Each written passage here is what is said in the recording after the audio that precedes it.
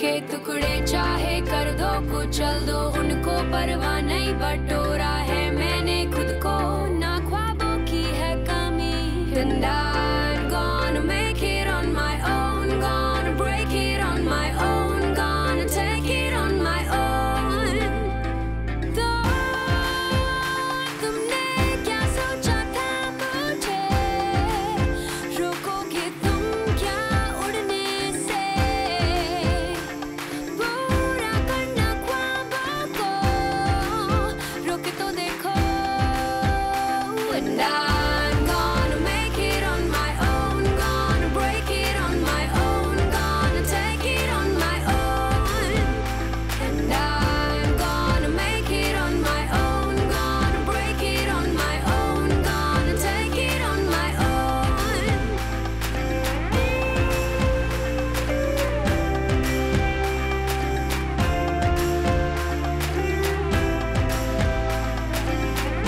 Gonna make it, gonna break it, gonna take it on my own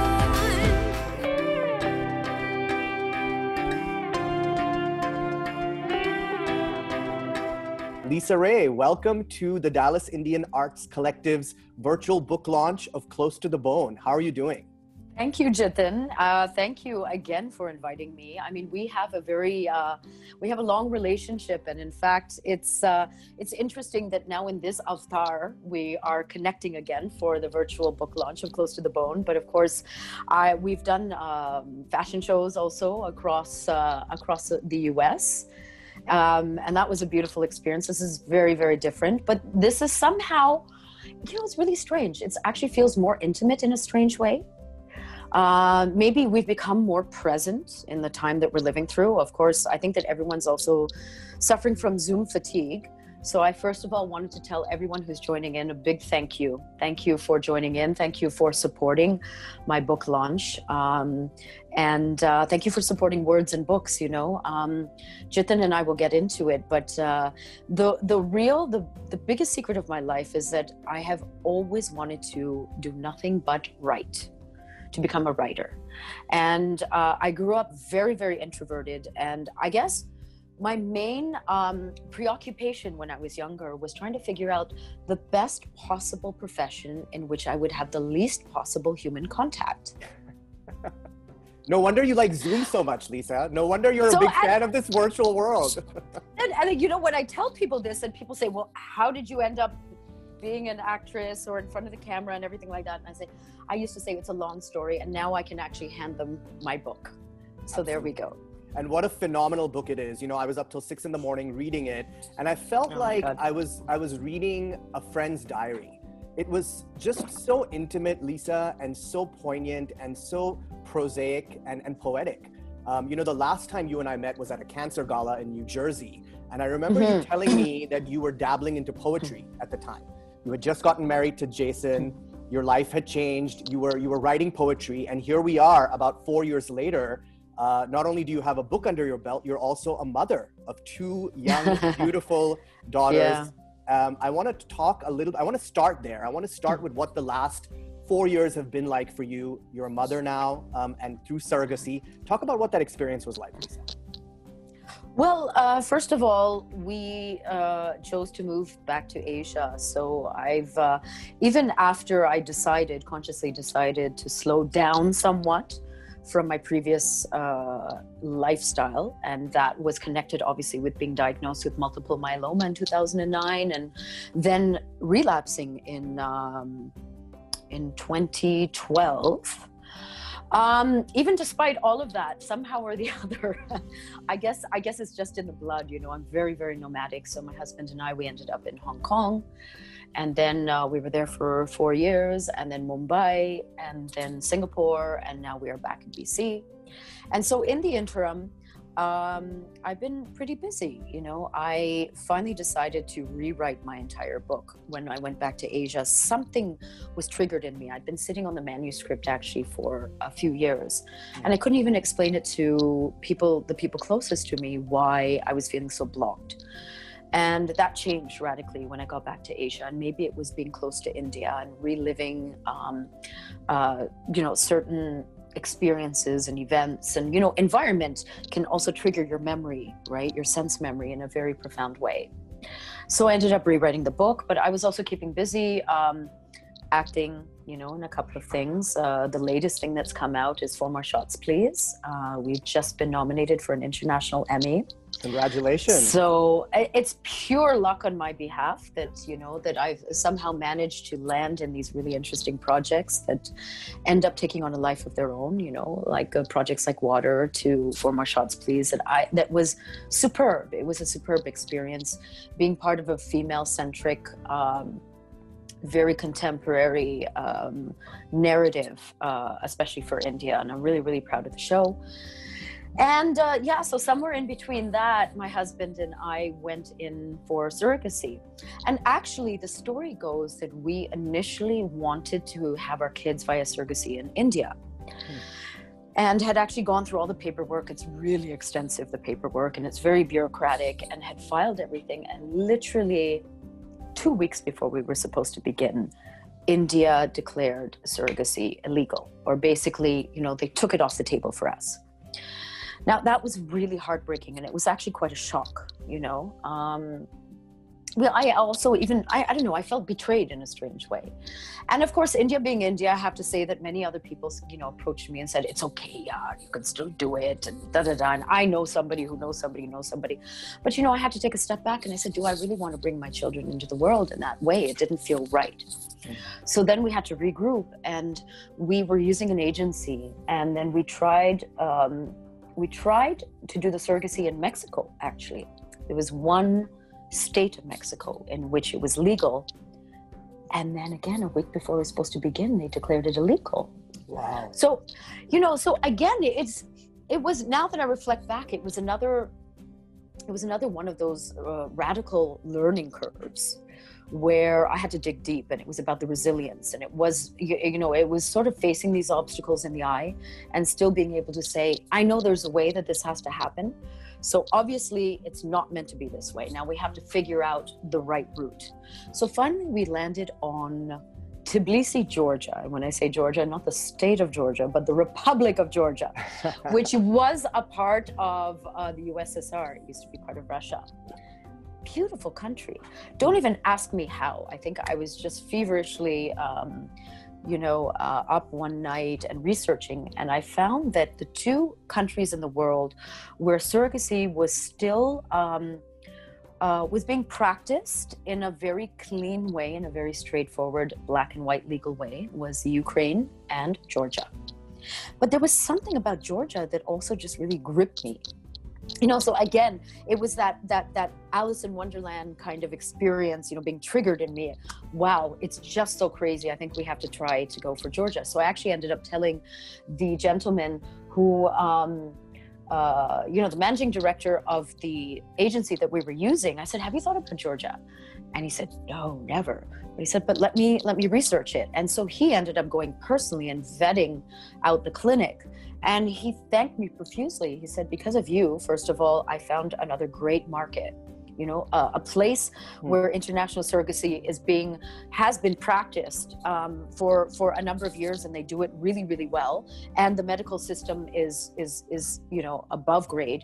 And he says, on top of that, you've helped me discover Georgia. Fabulous wine, incredible landscapes, like this real kind of little nugget hidden in the middle of Eastern Europe that hasn't yet blown up. It will blow up one day. I predict it's going to be the next Berlin. Once we can actually travel again, who knows when that's going to be. But, it's a fascinating culture. So there we go. So we were off to Georgia, and that's where I ended up living there for about 3.5 months, welcoming our beautiful daughters, Sufi and Soleil, into the world. That was quite a trip. And then my mother-in-law and my husband joined me for the first 2 weeks. Oh, here's the best story though. I actually submitted my manuscript the day before my daughters were born. Wow. And yeah. So it's just all irony, all the universe. Yeah, basically. It's all interconnected, but on top of that, of course, like any writer, I'm a great procrastinator. So I was still obsessing over the manuscript. I was changing a word here and adjusting a sentence there. And my editor and my publisher were basically going crazy, including my lit agent.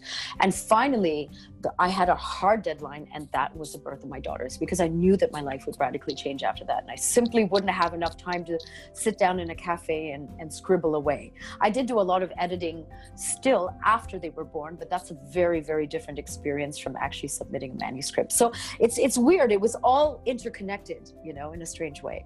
And your book launched in India last year to rave reviews. And I believe the North American edition of your book has some changes. Can you talk about what you changed in this version of the book? It's interesting that you picked up on that. So again, I think like any writer, or let me extrapolate and say any creative person, you basically have to live with never being completely satisfied. You're never going to be completely satisfied. There's always this ache inside. Oh, if I had another chance, I would have done this differently. Whether it's a film, and that shot, I wish I had one more shot and I'd do it differently. Or when you're writing a book, obviously there's, it's, in terms of the scale, there's such a large scale of things that can change, that can alter, that you could write differently, that you could edit differently. So here we were, even though the book had released, and thank you for saying it, it was accepted very warmly in India. And in fact, on the basis of that, I've got a contract to write 3 more books. But now with the North American release, I had a chance to just change a few things that were driving me nuts. So a lot of it was actually just tightening the narrative a little bit, because I saw it finally with fresh eyes. They say that you have to edit as a stranger your own work. It's very dangerous editing your own work. But this time around, as I said, I think I just tightened it and made it a little bit cleaner for the North American audience. And just to be perfectly clear, Anissa from Newman, Massachusetts, who's a huge fan of yours, actually is the one who caught that, and she's the one who's written a question about it. So we'll get to that a little bit later. Okay. I didn't want to take credit. I didn't want to take credit for that, but she actually is the one who caught that. You call this book a travelogue of the soul. Mm-hmm. And you talk in the very beginning about this nomadic fever that you have inside you of just wanting to travel and never being satisfied in the place that you are. Yeah. Now that you've written this book, in retrospect, are you still nomadic in that sense? What is home to you now that you have a family and that you are in BC? What defines home, Lisa? That is such a loaded question. Yeah, I would almost also turn it around and ask you, do you have a very clear sense of home? Yeah, it's a good question. You're right, definitely. Especially at this time, Yes, exactly. Now you're asking, first of all, a question that is a very loaded question for me personally, having lived in, I don't know how many cities, actually. I've honestly lost track. And even over the last few years, as I said, it's been Hong Kong, Mumbai again, and Singapore, BC, and then I'm on my way to Bali in another year. That's a different story. But, we're also living at a time when our options have been contracted, right? We just are not able to travel as freely as before. And it's made me obviously reflect greatly. Fortunately, I think that I have gotten a lot of that fever out of my system. I think that either you are wired to be a nomad or you're not. And I am wired to be a nomad. So it's just that I'm not as impulsive. It's not that the soles of my feet aren't quite as itchy and torturing me and like, I have to get on a plane now. And I don't even have the option right now. But when we talk about home, yeah, that's a loaded question. I feel very aligned to India. I mean, I would like to talk about maybe something else, or reframe it in a different place. I started referring to places as my heart home. And it's simply places in the world where my heart feels at ease and where I feel connected. I love and strangely, yeah. And it's just heart homes. And it's strangely enough, it's not the place that I was born. Toronto, I have to admit, I have very little emotional connection with Toronto. And Toronto's been good to me. We have a home in Toronto. Toronto has, helped to heal me. Toronto's given me a lot career-wise. I have many friends there. But I don't know what it is. It's my heart is not at ease in Toronto, but my heart is at ease here on the west coast of Canada, which is where we have a little mountain home, and that's why we ended up here. I would say that, the mountains in India is a heart home. Bali, specifically Ubud, is a heart home. This place, Nelson, is a heart home. Lucca in Italy is a heart home. So there's these little centers, maybe these little vortexes all over the world where I feel at ease. I am pretty adaptable, of course. And, you know, I can make a home wherever I go. But these are the places where I don't have to make an effort, where, you know, it's like a lovely warm blanket. But if you want to ask me what's my definition of home, I still am a little bit of an idealist. And I like to say, you know, there's this, of course, this great writer, Rabindranath Tagore, and he wrote, the translation is at home in the world, or at home and the world. But I like to think, you know, in my head, I hear at home in the world. And so I would like to adopt that philosophy, because we're living in a period right now, Jitin, as you know, that is become so divisive. That's become so nationalistic. It's just alarming to me, and it actually hurts my heart to see what's happening in India, what's happening in the US. You guys are voting soon, so I hope that everyone out there is gonna definitely get out there and vote wisely, and vote with their heart. And the best for humanity. So it's really, really disheartening, isn't it, to see what's been happening in the world, how these borders and walls have been reinforced, whereas really we're all just citizens of this beautiful planet. So I've started now, rather than consciously identifying with just one place. Of course, I'm Canadian, and I'm very, very proud to be Canadian, because at the same time, I've realized today that it's really being born a Canadian that's given me the privileges that have allowed me to make the choices in order to lead the life that I have on my own terms. You know, if I was born most likely in another milieu, in another country, in another family, I wouldn't have had those choices. It wouldn't have been as easy. Yep. So I'm very, very grateful to Canada. I do identify very strongly as a Canadian, but I prefer to say I'm at home in the world. A true global citizen, spoken like a true global citizen. You know, let's jump into the book. I wanna kind of dispel the myth that this is just a book about you overcoming cancer, because it's not. It's so much more. It's so much more. I've read it. It's as I said, it's like reading a friend's diary. Talk about what the book is in a nutshell to you, and why you felt like you needed to get the story out now when you did. So there's an interesting genesis to the book, but first of all, let me start out by very, very frankly saying this book was an excuse to launch myself as a writer, out and out. If I could have started with a novel, perhaps I would have, if that was the first available opportunity. But you know how it is, Jitin. Here's the thing, we are labeled, are we not? We are all labeled. We're all, in that sense, victim of labels and perceptions and things like that. And then I think even more so in India, as as someone who's been part of the entertainment business, we are labeled and identified and objectified even more harshly than most other parts of the world, particularly as women. So I knew somehow, even though, by the way, I've been writing for a number of years, I've been contributing articles to a lot of sort of serious publications in India, whether it's Vogue or Elle or Mint or Travel and Leisure. But I think people probably thought maybe I had a ghostwriter, and I just slapped my name on it, because there is that perception, right, of actors and models, etc. in India. So, but when the opportunity came up to write my memoir, I knew that I had a good story to tell, but I knew that I would parlay this into it's not just about the story I have to tell, it's how the story is told. It was very important to me, the prose that I use, the descriptive passages, etc. And I said, I'm going to launch myself as a writer. But this book has been very long in the making. I was essentially approached initially by a Canadian publisher in 2010 on the basis of a blog that I wrote called the Yellow Diaries, that I wrote when I was initially diagnosed in 2009 with multiple myeloma. And I ended up announcing my diagnosis, of course, on the red carpet at the Toronto International Film Festival, as you do. I remember that. I remember that announcement so vividly. I mean, it was all over the international headlines. It was a really, that was a breakthrough moment for me, because for the first time I was able to subvert this entire pathology of perfection. I was able to take, a place that I was deeply self-conscious about and with. You know, the whole red carpet culture has never actually I've always been very uneasy about it. I've been very uncomfortable with it. And so I was able to take that moment and subvert it and actually finally talk about something that was deeply important to me. I wasn't just about promoting another product or another film.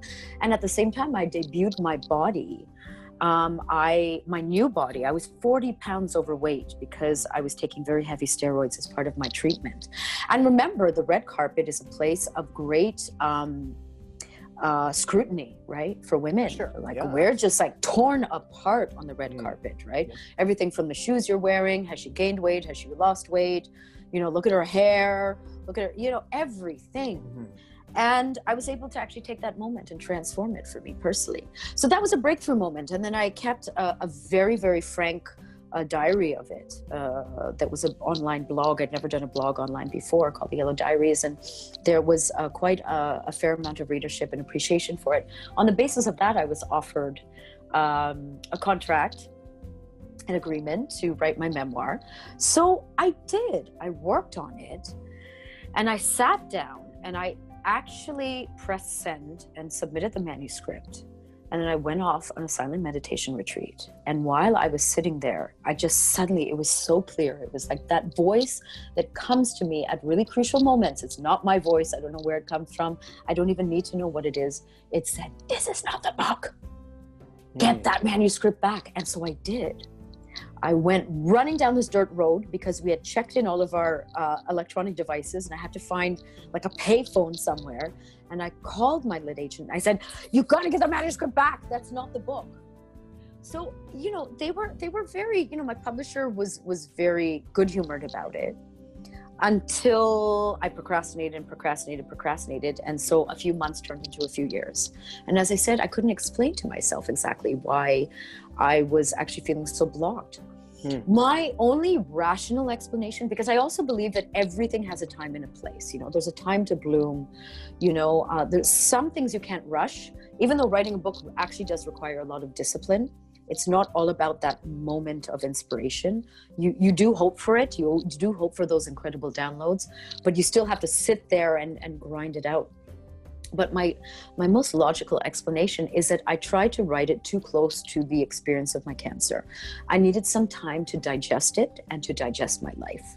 So then, you know, as I said, then we ended up moving to Asia, and suddenly something was triggered inside me and revived, and it blossomed and bloomed, and I rewrote the entire thing in about a year, all nights. Amazing. I didn't sleep for a year. One of the themes that really resonated with me and made your story so relatable, Lisa, and I want you to talk about this to the people who are joining us and your fans, is your relationship with food. You know, you talk so much about this relationship that you have with food on and off. Tell your fans, you know, what you tell us in the book. Well, it was very essential, first of all, for me, if I was going to write a memoir, to be extremely vulnerable and extremely honest. And I can't see the point of doing it otherwise, you know. So I made a decision, of course, that, you know, there are other people and their lives that I touch on. Some names have been changed, some have not. But when it came to writing about my eating disorders, I was very clear that I have to write about it. I have to actually put myself in, at times, a very uncomfortable position of actually trying to remember, because, you know, so much time has passed on and I have healed from it. But there's somewhere inside me still that broken, wounded, insecure young girl, young woman, who is still looking for her voice, who is very afraid of other people's scrutiny, and who's losing control, spiraling out of control of her life. And the only thing she has control over is her food and her eating. Now, I ended up, as a teenager, I first started suffering from anorexia. And then that blossomed into bulimia. And the weird thing that happened, of course, is that, you know, the anorexia, I think, started even before I went anywhere close to modeling. But while I was modeling, of course, you know, the current, you know, the value system being what it is, the thinner I got, the more I was celebrated. So perhaps people even knew I was struggling with something, because, you know, for instance, I would go out for a dinner and I would always be very uncomfortable. I would eat, but I would have to scout out and try to map out where is the closest route to the washroom so that I could go and throw up right after eating, in the middle of a dinner. I'm sure some people, because, I was very immersed in the fashion industry in Bombay in those days. I'm sure some people knew or suspected what I was going through, but nobody actually staged an intervention because I was giving them what they wanted. And that to me was, one of the greatest tragedies. Now, I finally ended up healing after a long, long time when I ended up moving to Italy. But that, to understand that and the entire trajectory, of course, you'll have to read Close to the Bone. But I'd also wanted to write about it because I wanted to share that message with a lot of other women out there, younger women, men as well, because again, we put so much pressure on ourselves to meet these completely unrealistic expectations. And I wanted to make it very clear that when I was at the height of my so-called celebrity, and on the cover of every fashion magazine in India, and in that sense, all of India was salivating over me. I was actually at my deepest, most emotional low. I was, as I said, struggling with body dysmorphia. I was extremely insecure. I had no self-worth. And I was also dealing with a very deep trauma to do with this car accident that I had just been through.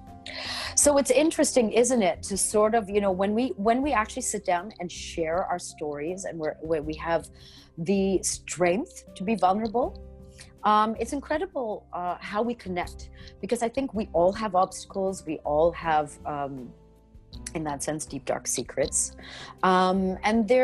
And it's really important to bring them out into the light, because they only have power over us when they're hidden in the shadows, I think. This is the perfect opportunity to bring up a passage from your book, because it is from a time when you're in Bombay and you're dealing with a lot of these issues, especially with body dysmorphia. One afternoon, I was having coffee in suburban 5-star hotel coffee shop. I was sitting on my own, hiding in full view in a ripped t-shirt, my hair in disarray. I eavesdropped on a conversation between two young men at a table next to me. I could sense their curious glances out of my peripheral vision. There's a specifically Indian way of getting attention by raising eyebrows and nodding your chin. I saw one guy do the eyebrow nudge my way and then say to his friend in Hindi, "Hey, look at her. She's not bad, huh?" The other guy regarded me coolly and asserted, "She's okay." He turned back to his friend, "But she's no Lisa Ray." I was amused. I have recounted this experience many times since I have become embedded in the pop culture of India, and yet that person was some separate entity. The real me could never measure up to the imaginary me. So poignant and so, exactly what you just spoke about. There was this version of you that you were delivering to the masses and to the media, but internally you were struggling profusely. Exactly. And you talk about also the abusive relationships you were in. I want you to hit upon that because, again, very relatable. So many women and men can see themselves in those situations. Talk about what you learned from being in an abusive relationship. No, absolutely. I think, again, it was connected with, first of all, many unresolved traumas in my life. With not being able to step into my power as a young woman, with being prevented by a culture and a society that just wanted to keep me pretty and quiet and and wanted to put me in a box. So essentially, obviously, what happens is that when you're searching for love and validation, we search for that in our relationships. So I ended up getting into a very, very dysfunctional relationship in Mumbai that lasted almost a decade. And this gentleman, in fact, went on and even got married, and we continued. And, at that time, in fact, if anything, it fed my insecurities. Obviously, it fed my low self-esteem. But because there was a part of me that perhaps didn't feel that I was worthy of a healthy relationship. So, that was a real struggle. That was a struggle. But on some level, here's the thing, I don't regret anything at all. All of it has taught me something.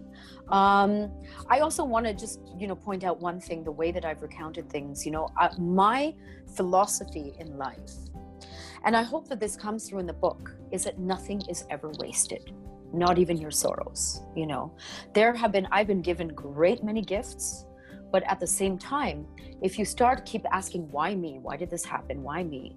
Do we ever question our gifts? We don't ever say, hey, why did you give me this great opportunity? We don't. It's a package deal. We all have our unique dharma that we have to burn off, that we have to live through. And I embrace it all. And also, Jitin, I wanted to share that there's a part of me that I identify, this is the part of me that I identify as either / a writer or / it might be perhaps the seeker part of me. There's always been a part of me that is a part of the action and yet disconnected and floating somewhere in the room and just actually watching what's going on and taking notes. The observer or the witness or whatever name you want to give it. And I never quite understood it. It was always there with me. And once I began my spiritual journey, of course, I understood it and I reinforced that part of me, so that I think that, really, it's a great, I think it's a great philosophy within Hinduism is Leela. You play your role, you do your dharma and you let go. And I really genuinely feel that on some level, I have tried to embody that. I'm not perfect. I'm not self-realized. I'm not putting myself at all on that pedestal, but I've tried. I'm a seeker and I'm a questioner. And I'm also a doubter as well. And I think that that's an important part of the process in terms of self-development. So I knew that all the things that I've gone through were serving me on some level, even if I couldn't understand it in the moment, whether it was, as I said, difficult relationships or, medical problems, serious medical problems, the trauma I went through with my parents, et cetera, et cetera. And, mixed in there was a lot of incredible triumphs and, once in a lifetime opportunities as well. I have two more, important questions for you. Then we're going to move on to the audience questions because I know we're running out of time. But, we actually lost a major icon in the Indian fashion industry last year, who you refer to a lot in your book and who actually Wendell. Your modeling career. Yeah. Absolutely. And I would be remiss not to bring him up because I think that he did so much for you. I remember early on in your career, that's how I knew of you, is through Wendell and his runway show. So talk about the influence that Wendell had on your life and how he shaped you as a fashion icon of India. Now you caught me really by surprise. You're going to make me very emotional. It's been a weird year. I should have known it was going to be a really bad year. When we lost Wendell at the beginning of the year, and it was actually such a shock, and much before his time. He had so many plans and so many things, but Wendell was just one of those. Again, I've been so lucky. I am going to get emotional. I've been so fortunate to have these incredible mentors and these souls that have come into my life. Now you're going to make me cry. I miss him so much. He's, he was everything for me. He was my family. So I also, maybe a different way of saying it so I don't get so emotional. I think it's very clear what Wendell means to me, will always mean to me. He's always around me. He's in my heart. I had the unique privilege of being part of the Indian fashion industry during the 90s when we were really building it. The putting together the bricks and the mortar. And there was incredibly talented, giving, generous, larger than life personalities like Wendell, like Tarun Talyani, like Rohit Bal, that honestly, they're originals, they're unique, they're one-offs. And we were like family because it was a very small, intimate group. So it was inevitable that our relationships, we were intertwined. Sometimes we fought like family, we made up like family, but we supported each other unconditionally. And there wasn't a kind of today, it's a very transactional nature, in the Indian entertainment business, whether it's fashion or also film and television. Everyone has their agent and you have your PR, publicist and everything like that. And everything is done through them. In those days, there was none of that. It was all personal interactions. But Wendell was my family. He was, he taught me so much. He taught me about aesthetics. When I would disappear and then come back, Wendell would just say, Jen, you want to get on a cover? Okay, I'll just put you on a cover. Let's just announce that you're back, So he was like, he was my fairy godmother. you know, he's forever in my heart, and just an incredible personality. But he was also so much more than a designer. And I think that he's influenced me, you know, again, how privileged and incredibly lucky have I been to have people like Wendell, like Farooq Chotia, like Deepa Mehta.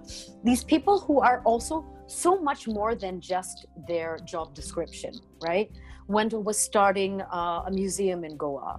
You know, he was a great writer. He's written 2-3 books. He was one of my readers and one of my great inspirations. So, you know, I should also really say this book is dedicated to Wendell as well, amongst all the incredible people who have supported me. You know, and I noticed you didn't really have a dedication in the book. You know, typically you open the book and you see immediately who the book is dedicated to. And I was looking for that, Lisa, honestly speaking, when I opened your book, and I didn't see a name. And I'm curious because, you know, you talk about your mother so fondly, you talk about your father. There's so many people in your life you could have dedicated this book to. Why did you choose not to? You know, I have no clue. I'm not into dedications. I don't know. It just didn't even really occur to me. I did start with a Krishnamurti quote. You did. That I also really stand by. And I think it goes something like, to be... I will read it to you right now. Yeah, can you please? Okay. It is, yeah. It is no measure of health to be well adjusted to a profoundly sick society. J. Krishnamurti. Yeah. Yeah. I mean, I think that's also a philosophy that I stand by. Obviously, I've definitely lived, you know, on my own terms. You could say unconventional. I just say I live from my heart. You know, sometimes it works out, sometimes it doesn't, but I own it. And as I said, it's not, I really have reflected and thought about it and meditated on what society has to offer. And I'm not saying that I reject everything that society has to offer, but I think that we as conscious beings should actually always be very mindful of what society is imposing on us, and we have the right to pick and choose. Not everything is going to suit us, and there are a lot of aspects of society that are anti-individual, that are very destructive to the individual and to the soul and to the heart. Before we get to the wonderful questions the audience has selected for us to ask you, I want to end by talking about your filmography. You know, you have really made strides. For someone who didn't want to act at the beginning of your book, you have been nominated for an international Emmy. Water was probably one of the most incredible bodies of work in your filmography. How much more acting is left in Lisa Ray? How much more are we going to see Lisa Ray on the big screen? You know, Jitin, every time I say this is it, something incredible lands in my lap, and I have no choice in the matter. So I think I'm just going to say, this is it. Yeah. And see what happens next. We'll believe you. We'll believe you. And we'll see what happens next. Right. I do have one release that has been stuck, obviously, by COVID that I'm very excited about. And it's called 99 Songs. And it's A.R. Rahman's debut film. He produced it and he wrote it. And I'm so excited about this film. I think it's just bloody phenomenal. But I have no clue when it's going to release. It's going to come out in its own time when the time is right. But I have to say that obviously there is a part of me that is happy that in some small way, just a very small way, that I can be a part of what's happening in terms of the Indian content today, because it's changed so dramatically since the 90s when I started out, when, you know, heroines were just gyrating with Govinda, right? So now, you know, with the streaming platforms, with Netflix, with Amazon Prime, I really, really dig what they're doing now. So to play a small role in that in some way is really cool. But I do want to. Oh, yeah, go ahead. Sorry, go ahead. No, go ahead. No, I was going to say it's really not a small role. I mean, what you're doing in 4 More Shots, Please is really putting a very openly lesbian relationship on camera and giving the LGBT community a voice and a person to relate to. That really has changed the conversations around women and feminism and marginalities and gender. So it's not something small, Lisa, that you're doing, especially with 4 More Shots. Talk about that role a little bit. I just want to find out what that role means to you. I absolutely loved it. So Rangita Nandi, who's the showrunner and who's the creator of 4 More Shots, Please, she's a very old friend. And when she approached me, I read it and I said, I love this content, but I haven't seen it done in India. And if it's not done well, we're really going to fall flat on our face. We're going to be the laughing stock. But she said, trust me. And she also said, trust me, because I only saw the season 1 for Samara. She said, I really want to take this character somewhere. And, you know, I had plans for her. So I trusted Rangita and the entire experience of working on a female-centric set. And I am talking about, forget India. Have you seen this in the States? You know, a female creator, writer, director, DOP, mainly, it was just a complete estrogen party on the set, right? All of the main cast are women. I haven't seen that happen anywhere else in the world often, you know, if ever. So I'm so happy and so proud. You know, it's really cool as well to be able to do projects that are aligned to who I am today. Doesn't always happen. And I'm obviously in a position today where I don't have to work if I don't want to. So it's really cool when I get the opportunity like something like this. And thank you very much, Universe, for allowing me to just be a part of this and to forward the conversation as well. These are important conversations around the LGBT community, around feminism, around you know, the role of women in India and around the world. Yep. Speaking of the role of women, Anissa from Newman, Massachusetts asks, if your mother were here today, what parenting advice do you think she would try to give you? Oh my God. That's a deadly question. Man, she would probably tell me to be more patient. Are you not? Tell me to be more. I am. I've learned a lot of patience with my kids, and in certain situations I'm patient. But, you know, mealtime, I can be a little bit impatient. I'm just like, okay, whatever. You don't want to eat your vegetables? Okay, fine. Just finish the pasta. It's okay. We have Christy Grenier from California who asks, what do you have in your writing space to keep you focused? Do you have any interesting writing quirks? That's the first part of the question. I'll let you answer that. That's a great question. Thank you for asking. I don't normally read when I'm writing, but I do have poetry. I mean, it's a very different form. So I love, there are certain poets that I love. Tishani Doshi, who's also a friend. Her stuff is incredible. I really advise everyone to check her out. Quite a few other, Naomi Shihab Nai is another poet that I love. Anyway, so I have stacks of poetry around me. Sometimes when I'm really stuck, I'll just pick up a book and just flip to a random page, and I find that poetry really loosens up language in me. So that's what I do. I try to listen to some music before I start writing. Snacks. I gained a lot of weight when I finished this book, but I'm willing to sacrifice. But yeah, sometimes you just got to snack it out. Yeah, absolutely. You know, you actually had a fantastic quote by Zadie Smith, who's one of my favorite authors, recently on your social media. And you talked about writing, you know, and as part of a journey. Who are some of your favorite literary figures that you're inspired by? And if you were given a chance to send this book to one author, living or dead, who would that be? This is my own question. So I'm going to add to what you said. Yeah, Zadie Smith I'm a big fan. Yep. Arundhati Roy, Jumpalari. I'm a big fan of my friend Karuna Ezara Parekh. Her book has just come out. She's phenomenal. She's a poet, and her first novel has come out. The Heart Asks Pleasure First. I love the lyrical, you know, but I'm really promiscuous as a writer, as a reader. I read a little bit of everything, whatever I'm in the mood for. Amit Chaudhary. I mean, I do read a lot of other authors, not just Indian authors. They're just not coming to top of my mind right now. But I read a lot. And who would I gift the book to? I think Margaret Atwood. I'm a big fan. Wow. Yeah, she's the woman I would like to grow up to be. Wow. Have you been watching The Handmaid's Tale? No, I read it and I love watching her interviews. She is just, I love her attitude. I love her swag. She's so smart, but she just lets it drop and tells you how it is. I love her. And speaking of the dystopia that Margaret Atwood actually personifies in her novels, I have a question from Karen Hauser in Latrobe, Pennsylvania. She asks, What is the most important lesson you have learned about yourself and society as a whole throughout the pandemic? And do you ever think you would write about the pandemic and the dystopia in any of your future books?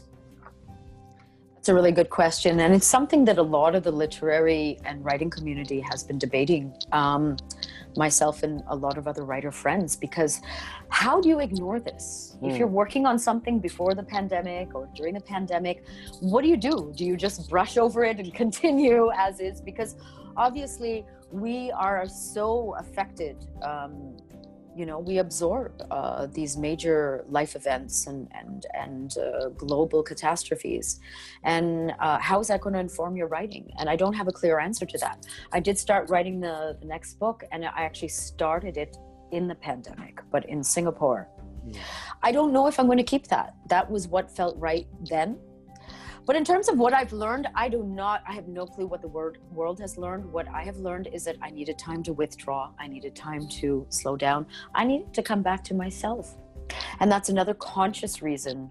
That's another reason why we consciously decided to leave Asia, even though I love Asia. And I will go back in another year and a half when things when there's some resolution to what we're going through. But I wanted to come back to this beautiful, serene, nature-filled town to feel myself again, to hear my thoughts again. Because in these really, really busy, big cities that I've been inhabiting, these are mega cities. We're talking Hong Kong, Singapore, Mumbai. There's a kind of a buzz, I guess, that gets some people excited. For me, it's just like, it's an irritating buzz now. And it gets into my head, and I needed to clear and clean all that out. And, in order to embark on not just the next creative endeavor, but just to reconnect with myself. The 3 books you're writing that you've already signed to write, any idea what they will explore? Can you give your fans any inkling on what you're thinking about writing? Do you know? No. Largely because I have no clue. Right. Well, I want to end, Lisa, this amazing conversation, and forgive me if I have not asked you something you really wanted to get off your chest. No, you've been amazing. I want to end by reading this beautiful passage from chapter 6, which I have to say is my favorite chapter in your book because it's all about Bombay. Which one is that? And Bollywood. Yeah. and entering there as an 18-year-old girl. But I just loved, because I'm from Bombay, I loved this chapter so much. You say, "It should be said, I have always lived with the fate that things will work out. I believe I was born with it, this positivity bias. Even when all evidence says retreat, I forge forward, continuing without overthinking consequences. This might come across as bravery or fearlessness or lunacy, but I think what it is old-fashioned moxie, the audacity to go out there and take chances. Life is either for you or against you, and this belief, I think, drives all of human experience." Oh, thank you. Thank you so much. Actually, I forgot about that passage. I'm so happy you highlighted that one thing, because I have often in public talks shared, when people ask, well, what's your philosophy of life, etc. And I did boil it down to that, that I realized that you can divide people up into either two camps. Either people believe that life is for you or against you. If you believe that life is against you, it's not your fault, it's not at all a judgment.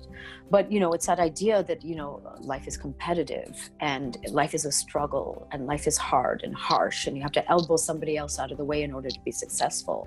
And that is often what society teaches us. That's why I say, you have to be cautious about what belief systems you choose to adopt. Whereas if you believe life is for you, bring it on. It's all good. It's all going to work out somehow or the other. I have no clue how. And, this is very, very difficult time that we're living through. And I really feel very deeply for all of the suffering out there. I'm not saying that it's, all for a reason or anything like that.